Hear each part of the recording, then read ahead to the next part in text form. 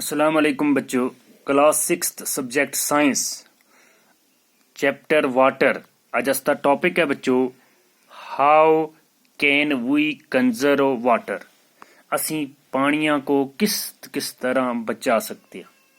देखो बच्चों, तुसा पढ़िया इस पूरे चैप्टर में कि पानी बहुत ही कीमती तोहफा है। अल्लाह की तरफों ये बिल्कुल फ्री देंदा है दुनिया का, और ये बहुत ही कीमती बहुत ही जरूरी चीज़ है। इस पानिया दे बगैर जानदार चीज़ों की जिंदगी, जानदार चीज़ों की लाइफ जिहड़ी है ये इम्पॉसिबल है। तो पानी जिहड़ा है बच्चों, ये जितना ज़्यादा कीमती है, इसकी हिफाजत करनी भी उतनी ज़्यादा ज़रूरी है, इसको बचाना भी उतना ज़्यादा ज़रूरी है। तो असां को पानी किस तरह बचाना चाहिए बच्चों। छोटे छोटे आस्ते जड़े स्टेप्स हैं, छोटे छोटियां आस्तियां एक्टिविटी हैं जड़ियां जिनकी वजह तो असां को महसूस तो नहीं होता, लेकिन असी पानिया को ज़ाया कर गए। जैसे बच्चों, असी बाथरूम बिच गए सां, असी हाथ मुँह धोसां तो टूटी खुली छोड़ के आ रहे सां। रास्ते बिच किसी जाई नलका लग्या होया पानिया का बच्चों, उथा असी हाथ धोने मुँह धोने या पानी पीने बच्चों, असी ध्यान न रखते, खुला नलका चलता रहिंदा है तो असी पानी पीने तो जुल गए। तो बच्चों, खुला नलका सट्टे जिसले तो ये पानी ज़ाया हो गया बच्चों, वेस्ट हो गया पानी बच्चों। तो इसको बचाए की कोशिश करनी है बच्चों। किसी भी जाई खुला नलका दिखो तो उसको बंद कर सटो, चाहे वो तुसका अपने ग्रां का होवे, अपने महल्ले का होवे, या किसी दूर दूर किसी ग्रां के अंदर भी तुसी देखो तो बच्चों खुले नलके जिस जाई भी देखो जेड़े जिस बच्चों पानी चलता हुआ है, तो ये समझ गछो कि इतना पानी ज़ाया हो रहा और असी नलका बंद कर सटा तो ये जड़ा पानी है जड़ा ये ज़ाया हुए थी बच गया सी बच्चों। उस तो बाद बच्चों असी अक्सर घरां दे अंदर कोई कपड़े धोने असी मतलब भांडे धोने या असी बाकी चीज़ां जड़ियां अपनी साफ सफाई करते हैं बच्चों, उनके अंदर भी असी अपने पानिया को जड़ा है पानिया को कम थी कम इस्तेमाल करा। जैसे असा को हाथ मुँह धोना है बच्चों, तो असा को एक मग या दो मग असा को या एक जग असा को पानिया का लगता है, वही असी लावा।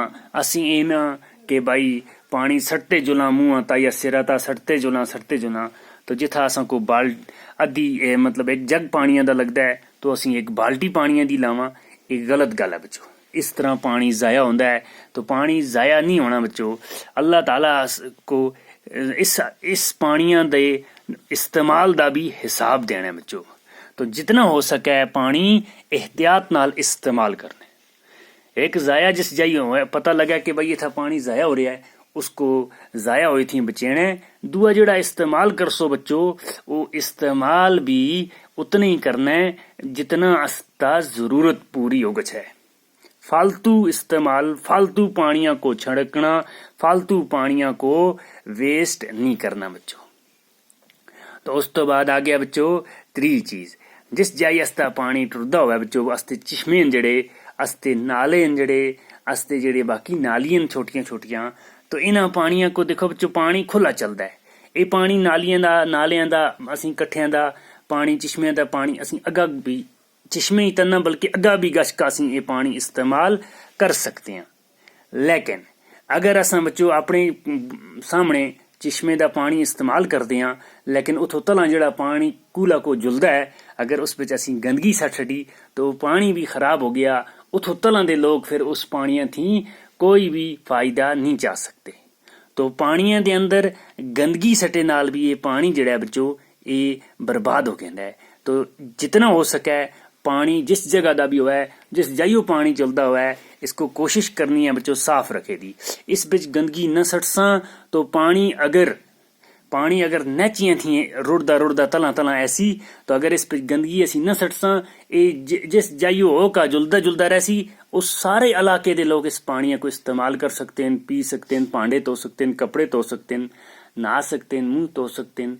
तो अगर ਇਹ ਨਹਿਚੀਆਂ ਥੀ ਜਿਹੜਾ ਇਕੱਠਾ ਹਸਤਾ ਜਾਂਦਾ ਨਾਲਾ ਬਤਮਾਜੀ ਵਿੱਚੋਂ ਇਸ ਦੀ ਅਗਰ ਅਸੀਂ ਹਾਲਤ ਦਿਖਾਂ इस बिच नहचियां दे लोग तो करते उसन इस्तेमाल इसको लेकिन उतो तला इस पे गंदगी होंगी है बच्चों तो ये कट्ठे का पानी असी लोग तला इथों टंगडार वाले कंडी वाले या इथों तला दे लोग इस्तेमाल इसको नहीं करते क्योंकि ये गंदा है।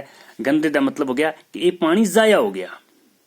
तो इस तरह पानी जिहड़ा पिछू आ रहा बच्चों उसको असां सुन साफ रखना है और साफ पानी हर जगह जगह इस्तेमाल हो सकता है। तो ये कोई यार तरीके ने बच्चों पानियां को